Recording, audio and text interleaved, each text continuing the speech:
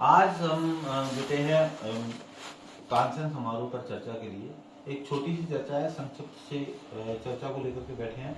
हम बात कर रहे हैं संगीत सम्राट तानसेन की, जिन्होंने ग्वालियर से उठ करके, ग्वालियर के बेहट से उठ करके और देश की राजधानी दिल्ली में मुगल सम्राट अकबर के दरबार में जगह बनाई।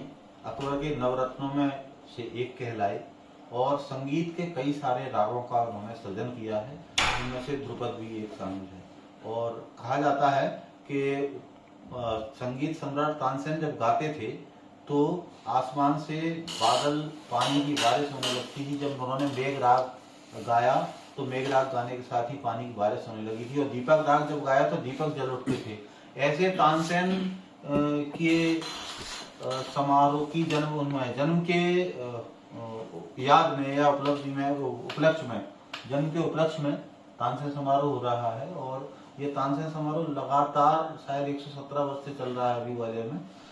और ये समारोह तानसेन की समाधि पे होता है, जिसको मोहम्मद गौस का मकबरा भी कहा जाता है। पास में उनके मोहम्मद गौस का मकबरा है। और वर्तमान स्थिति में कहा जाता है तो ये हजीरा क्षेत्र में स्थित है मोहम्मद गौस का मकबरा और तानसेन की समाधि। तानसेन समारोह आज से शुरू हो रहा है विधिवत तरीके से। कल गमक और पूर्व रंग हुआ था। इस समारोह को लेकर के हमारे साथियों ने कुछ तैयारियां की हैं। हमारे साथी संजय भारद्वाज हैं, विशाक्षी जादौन हैं, सीरीन खान हैं और खुशी से भरे हैं।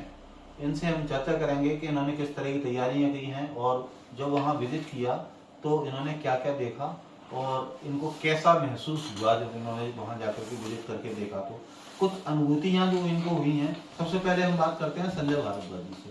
तो संजय जी बताइए। नमस्कार सर। सबसे पहले मैं तो अपने दर्शकों को बताना चाहता हूँ कि यूनेस्को ने हमारे शहर को संगीत नगरी का जो दर्जा दिया है, मुझे ऐसा लगता है, मेरा पर्सनल ऐसा मानना है कि संगीत शहर तो हमारा तभी बन गया था जब हमारे शहर में तानसेन पैदा हुए थे। क्योंकि भले ही हम विदेशी संस्थाओं की तरफ क्यों देखते हैं कि कोई विदेशी संस्था हमारे शहर को दर्जा देगी तब हमारा शहर संगीत का विश्व में मतलब दर्जा पा चुका। अरे हम कहते हैं कि ग्वालियर वो शहर है जो आज से हजारों साल पहले से संगीत का, राजा महाराजा के जमाने जब यहाँ दरबार लगा करते थे तभी से संगीत का घराना चला रहा है ग्वालियर। और तभी से हमारा शहर विश्व भर में विख्यात है। हाँ, थोड़ा सा कष्ट जरूर होता है जब हमारे शहर को लोग सर कभी डकैतों के नाम पर ज्यादा चर्चाएं करते हैं। फिल्मों में भी हमारी जो छवि है शहर की वो डकैतों के रूप में ज्यादा दिखाई गई है। तो मेरा ऐसा मानना है कि संगीत एक ऐसी चीज है जो माँ सरस्वती के हाथों में, आपने बीड़ा देखा होगा, वो बीड़ा संगीत की देन। तो मैं समझता हूँ कि संगीत का शहर कभी भी किसी भी तरीके से, जिस तरीके से प्रेजेंट किया जा रहा है, हमारे शहर की जो छवि बनाई जा रही है, गलत छवि बनाई जा रही है। तानसेन समारोह एक बड़ा ही भव्य समारोह है सर, और पूरी दुनिया भर के लोग यहाँ आते हैं। हम पूरे ग्वालियर वासियों का ये मतलब मानना है कि बहुत बड़ा समारोह है, पर जिस भव्यता के साथ प्रशासन इसको करता है उस भव्यता को और चार चांद हम लगा सकते हैं यदि ज्यादा से ज्यादा संख्या में हम वहां पर दर्शकों के रूप में वहां जाएं और हमारे अतिथि जो बाहर से आते हैं उनका हम बढ़िया सा वेलकम करें, ताकि हमारे ग्वालियर का पर्यटन बढ़े और इस अवसर को हम सो अवसर में बदल सके, ताकि हमारे ग्वालियर शहर की तस्वीर भी बदल सके। संजय भारद्वाज जी ने जो बताया है ये काफी हद तक अच्छी उपयोगी जानकारी है। और संगीत वास्तव में ग्वालियर हमारा संगीत का शहर ही कहा जाता रहा है और रियासत काल से संगीत की विरासत हमारी बहुत समृद्ध रही है। बात करेंगे हम दिशाक्षी जादौन से। दिशाक्षी जादौन न सिर्फ हमारे साथ में काम कर रही हैं, हमारे साथ आज बैठी हैं, ये युवाओं की प्रतिनिधि भी कही जा सकती है। 3 छात्राएं हैं हमारे बीच में। ये दिशाक्षी जादौन इंफॉर्मेशन टेक्नोलॉजी में इंजीनियरिंग की डिग्री पूरी कर चुकी हैं। सीरीन खान है। सीरीन खान इस समय मास कम्युनिकेशंस की डिग्री, मास्टर्स डिग्री कर रही हैं और खुशी से भरे भी मास्टर्स कर रही हैं कम्युनिकेशन, मास कम्युनिकेशन में। तो दिशाक्षी जादौन, सबसे पहले आप बताइए आपको कैसा लगता है, एक यूथ की सोच क्या हो सकती है संगीत सम्राट तानसेन को लेकर? देखिए, जो कि मैं आज की यूथ को से ही बिलोंग करती हूँ, तो आज के टाइम पे हम यूथ में एक टैलेंट को लेकर, एक स्किल को लेकर बहुत ही ज्यादा इम्पोर्टेंस बढ़ती जा रही है। ठीक है, हर किसी को एक समय था मेरे माता पिता का जब उन लोगों को रोका जाता था। मेरे माँ को डांस करने का शौक था, लेकिन उनके पेरेंट्स उन्हें रोकते थे। बट आज के टाइम पे हम यूथ को बहुत सपोर्ट मिल रहा है। कुछ घर मैं मानती हूँ कि कुछ घर ऐसे भी हैं जहाँ पे इतना ज्यादा सपोर्टिव पेरेंट्स नहीं है, बट आज के टाइम पे हम यूथ को इसकी इम्पोर्टेंस पता है। ये सारी जो स्किल्स हैं, डांस हुआ, गाना हुआ, ये सब बहुत ही इंपॉर्टेंट स्किल्स हैं जो हम सब लोग बहुत ही ज्यादा जागरूक है उसके लिए। और मेरे लिए खुद बहुत ही प्राइड मोमेंट है कि ग्वालियर, हमारी जो ग्वालियर है, म्यूजिक नगरी के नाम से जाना जाता है। और तानसेन के बारे में कौन ही नहीं जानता, सब लोग तानसेन के बारे में जानते हैं। तो मेरे लिए जब मैं तानसेन मकबरे पे गई थी तो वहां पे जाकर मुझे जो शांति फील हुई वो मेरे लिए बहुत ही मुझे अंदर से फील हो रहा था ये कितनी पवित्र जगह है। और यूथ भी इस चीज को समझता है। बस हाँ, अनफॉर्चुनेटली हमारी यूथ और हमारा ग्वालियर को इतना ज्यादा प्रमोशन नहीं मिल पा रहा है, ये सारी चीजों को इतने अच्छे तरीके से बताया नहीं जा रहा है। अदरवाइज बाहर से अभी भी तानसेन समारोह को देखने बाहर से लोग आते हैं, बट उतने नंबर्स में नहीं आ पाते। बट अगर हम ढंग से अपने यूथ को, अपने क्राउड को, अपने इंडिया में, अपने वर्ल्ड वाइड इस समारोह को फेमस करें तो व्हाई नॉट, बाहर से भी बहुत लोग हैं। सिरिन, आपका क्या कहना है संगीत सम्राट तानसेन के समारोह को? सर आजकल हमारा यूथ जो है वो ज्यादातर पॉप कल्चर की तरफ जा रहा है जी। सभी लोग क्लासिकल म्यूजिक बहुत ही कम है जो लोग पसंद करते हैं। तो सर कहीं ना कहीं वो कहीं गुम होता चल रहा है। सर तानसेन समारोह ये एक मतलब बोला जाए कि वापस एक क्लासिकल म्यूजिक को वापस लाने की वो बहुत अच्छी वो है। अगर लोग यहाँ आए, उसे सुने, उसे समझें, उसे जानेंगे उस बारे में, तो वो समझेंगे कि मतलब जो म्यूजिक अभी है वो अच्छा है, पर ये जो है ये कुछ हमारा बियॉन्ड इमेजिनेशन ही होता है, ये कुछ अलग ही होता है। जी, तो आपका विचार ऐसा है कि पॉप कल्चर की वजह से क्लासिकल हमारा पीछे छूटता जा रहा है। सही बात है। पॉप कल्चर कॉन्सर्ट्स में जाना ज्यादा पसंद करते हैं, बनस्पत क्लासिकल किसी समारोह में जाने की बजाय लोग कॉन्सर्ट्स में जाना ज्यादा पसंद कर सकते हैं, करते हैं। खुशी, आप बताइए आपकी क्या सोच है? सर मेरी सोच ये है कि हमारे ग्वालियर में जो संगीत की नगरी कहा जाता है ग्वालियर को, इस संगीत की नगरी में इतना भव्य तरीके से तानसेन समारोह हमेशा ही होता आता रहे। और इस बार तो इतने बड़े बड़े कलाकार भी 9 कलाकार प्रस्तुति देंगे अपनी, इतने बड़े बड़े कलाकारों को सुनने के लिए और समझने के लिए कि वो अपने संगीत के थ्रू क्या बताना चाह रहे हैं, क्या संदेश देना चाह रहे हैं। तो ये सब ऑडियंस को आना चाहिए, बाहर के लोगों को भी आना चाहिए, इसके महत्व को समझना चाहिए कि वो क्या कहना चाह रहे हैं। वो अपने इस जमाने से वो पुराने जमाने को भी कनेक्ट कर रहे हैं कि वो अपनी बातों से क्या कहना चाहते हैं। ये ऑडियंस को आना चाहिए, देखना चाहिए, सुनना भी चाहिए और अपने बच्चों को सभी को बताना चाहिए कि ये होता क्या है। जी, तो ये हमारे यूथ की सोच है। संजय जी, क्या ऐसा किया जाए कि क्लासिकल म्यूजिक और वर्तमान में जो पॉप कल्चर जो चल रहा है, बढ़ता चला जा रहा है धीरे से, और कहीं ना कहीं सेमी क्लासिकल को लोग पसंद कर रहे हैं मूल क्लासिकल की जगह, और एक बिल्कुल वेस्टर्न म्यूजिक चल रहा है। और वेस्टर्न म्यूजिक जो चल रहा है, हालांकि होता ये है कि हम सेमी क्लासिकल और क्लासिकल की तरफ जब जाते हैं तो 1970 के दशक के आपने देखा, भले फिल्मी म्यूजिक हो, 1970 का जो दशक था, उस दशक में जो गाने बने वो आज भी लोगों की जुबान पर चढ़े हुए हैं। और वेस्टर्न म्यूजिक में जो हम कई सारे बहुत सारे म्यूजिकल शोज बनते हैं, बहुत सारे आए हैं। ये गाने ज्यादा से ज्यादा 8-10 दिन, 15 दिन, 1 महीने में लोगों की जुबान से उतर जाते हैं। तो हम ऐसा क्या करें, या ऐसा क्या सुझाव हो सकता है कि क्लासिकल म्यूजिक और सेमी क्लासिकल म्यूजिक ऊपर आए, वेस्टर्न के कंपेटेबिलिटी करने के साथ? जी, जब आप हमारे सहयोगियों से बात कर रहे थे तो मेरे दिमाग में ये चीज आ रही थी, और अच्छा हुआ कि आपने मुझसे ये क्वेश्चन भी पूछ लिया। मैं अपने दर्शकों को बताना चाहता हूँ कि हमारे ग्वालियर में कई राजनेताओं के जो मूर्तियां हैं वो चौराहों पर लगी हुई हैं। हालांकि अभी तानसेन जी की मूर्ति भी एक चौराहे पर लगा दी गई है, पर मैं ये समझता हूँ कि वो नाकाफी है, क्योंकि संगीत का शहर यदि हमारा शहर है तो हमारे शहर के ज्यादातर चौराहों पर हमारे संगीतकारों की मूर्तियां होनी चाहिए, न कि राजनेताओं की। तो एक तो मैं चाहता हूं कि हमारे शहर की एक थीम रोड संगीतकारों के ऊपर ही बनाई जाए, जिसमें पूरा का पूरा हमारे ग्वालियर का कल्चर एक ही थीम रोड पर हो, जैसे कटोरा पर एक थीम बनाई गई है। तो मेरा अपनी तरफ से एक सुझाव है कि एक थीम रोड पूरी की पूरी संगीतकारों के ऊपर हो, जिसमें हमारे ग्वालियर के जितने भी संगीतकार हुए उनकी मूर्तियां हो वहां पर, और उस थीम रोड पर उनके वाद्य यंत्र भी रखे जाए, ताकि हमारे जो बच्चे हैं जब वहां से गुजरे, जब बाहर के लोग आए और वो वहां से गुजरे, तो हमारे ग्वालियर के संगीत से और उसके इतिहास से वो परिचित हो सके। उसके लिए किसी संग्रहालय में जाने की जरूरत ना पड़े, वो पूरी रोड पर ही वो पूरा कल्चर हमारे सबके सामने हो। तो एक तो बहुत इजी तरीके से लोगों को पता पड़ेगा। दूसरा मैं ये कहना चाहूंगा कि आपने कहा कि कैसे इसको जो आज का जो वर्तमान म्यूजिक है उससे हम हटा करके ध्यान लोगों का, बच्चों का इस पुराने म्यूजिक पर लेकर के जाए। तो मेरा ये मानना है कि जो ज्यादा दिखता है वो ज्यादा बिकता है। तो अगर हमारे पुराने संगीत को हम अपने नर्सरी के बच्चों में लेकर के आए, अगर हम जिंगल बेल सिखाएंगे तो बच्चों को जिंगल बेल ही समझ में आएगा।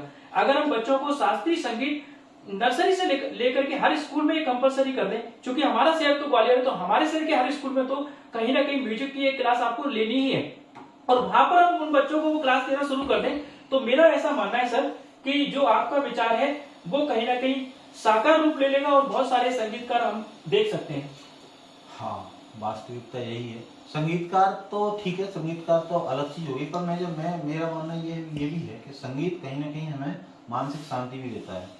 तो और वैसे भी हमारा जो राजा मानसिंह संगीत विश्वविद्यालय है, और संगीत विश्वविद्यालय म्यूजिक थेरेपी के नाम से एक कोर्स भी शुरू कर रहा है। म्यूजिक थेरेपी क्या हो सकती है उसको लेकर के एक कोर्स भी शुरू कर रहे हैं।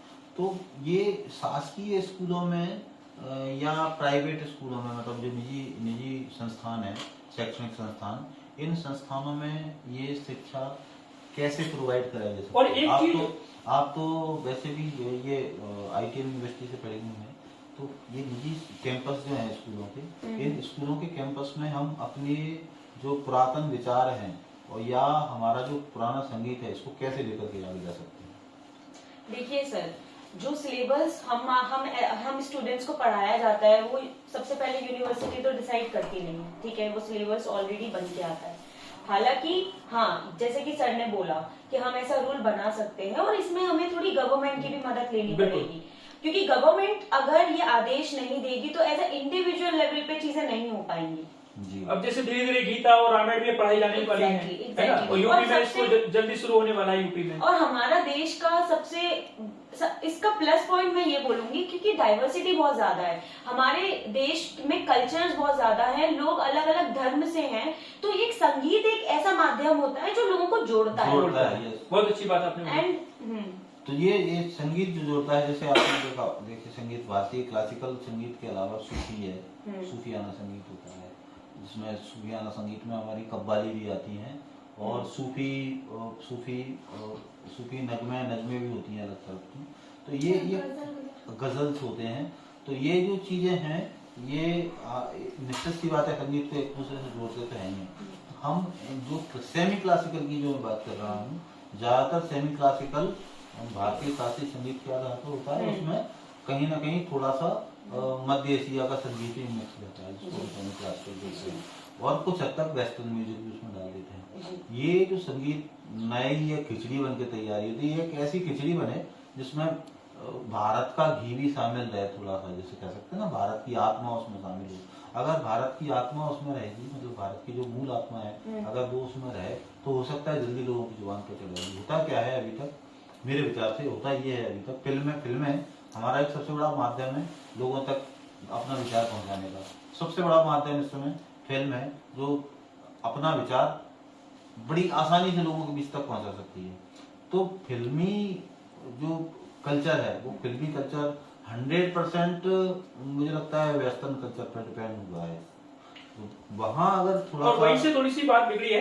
अभी मैंने एक पिक्चर देखी साउथ की, जिसमें एक हीरोइन है, वो संगीत सुनने के लिए जाती है, और बड़ा ही इंटरेस्टिंग सा उसमें सीन है कि जो उसके जो दो साथी हैं वो कान में रुई लगा लेते हैं, और वहां पर शास्त्रीय संगीत चल रहा होता है। फिर वो जो लड़की है वो खुद भी है ना बोर हो जाती है, वो तीनों वहां से निकल के बाहर आते हैं, बाहर एक बारात जा रही होती है, उसमें कजरारे गाने चल रहा होता है, फिर तीनों वहां जम करके डांस करते हैं। तो जब ये पिक्चर में दिखाया जाता है कि ये शास्त्रीय संगीत जो है, इससे लोग बोर होते हैं, और ये कजरारे इस तरह के गाने हैं, इस पे आनंद आता है, तो फिर निश्चित तौर पर युवाओं पर प्रभाव पड़ता है। लेकिन अगर वही हम अगर ना कुछ फिल्मों में इस तरीके की भूमिकाएं रखें कि मतलब उसको पॉजिटिव वे में दिखाएं तो निश्चित तौर पर संगीत बढ़ेगा। आपने कहा कि फिल्म एक बहुत बड़ा माध्यम है, मैं इस बात से आपकी पूरी तरह से सहमत हूँ जी।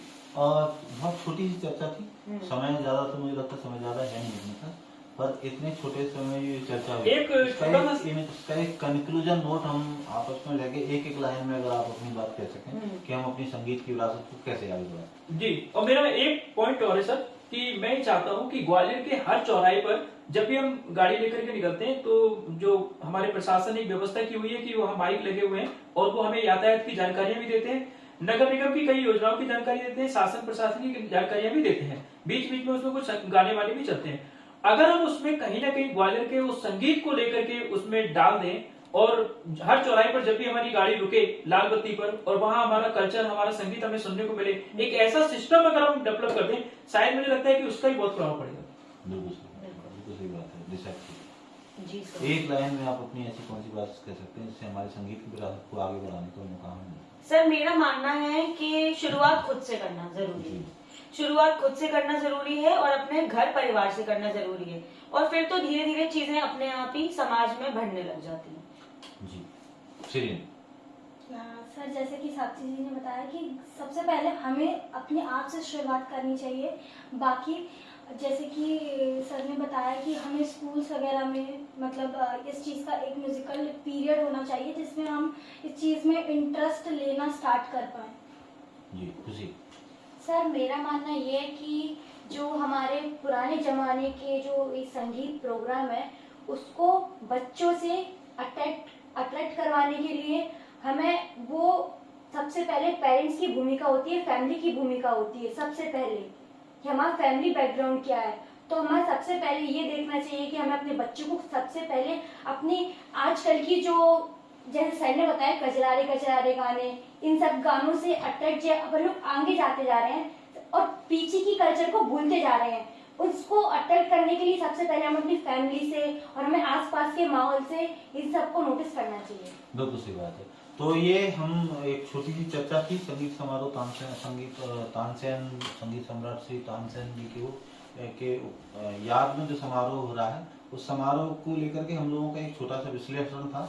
इस विश्लेषण को लेकर के जो हमारे विचार साथियों के आए हैं सामने, ये हमारे साथ 3 यूथ बैठे हैं जो हमारी पीढ़ी के प्रतिनिधित्व कर रहे हैं, नई पीढ़ी का, और हम मिडिल मैन्स हैं, हम लोग यूथ की पीढ़ी के भी हैं और हमारी जो पुरानी पीढ़ी थी उस पीढ़ी का भी हमारे पास थोड़ा सा निचोड़ है और आने वाली पीढ़ी के लिए हमारे पास देने को थोड़ा सा कुछ है। तो जो हमारे पास है वो हम इनको देने की कोशिश करते हैं, जो इनके पास है वो उसका कुछ लेने की कोशिश करते हैं, और जो सामंजस्य बनेगा ये नए विचार जो हैं इस नए विचार के साथ सामंजस्य बैठा करके ही हम आगे बढ़ सकते हैं। न तो हम इन पर अपने विचार थोप सकते हैं और न ही इनको जबरदस्त कुछ करा सकते हैं। तो बीच का कोई रास्ता निकालना पड़ेगा कि संगीत और विरासत ये हमारी आने वाली पीढ़ी के पास स्थानांतरित हो, बेहतर तरीके से हो और कारगर तरीके से जाकर के आगे भविष्य में दूसरों के लिए भी काम आ सके और उपयोगी हो सके। मैं धर्मेंद्र त्रिवेदी हूँ और ग्वालियर से हूँ। बहुत छोटी सी चर्चा थी, अब हम इस चर्चा का समापन करें।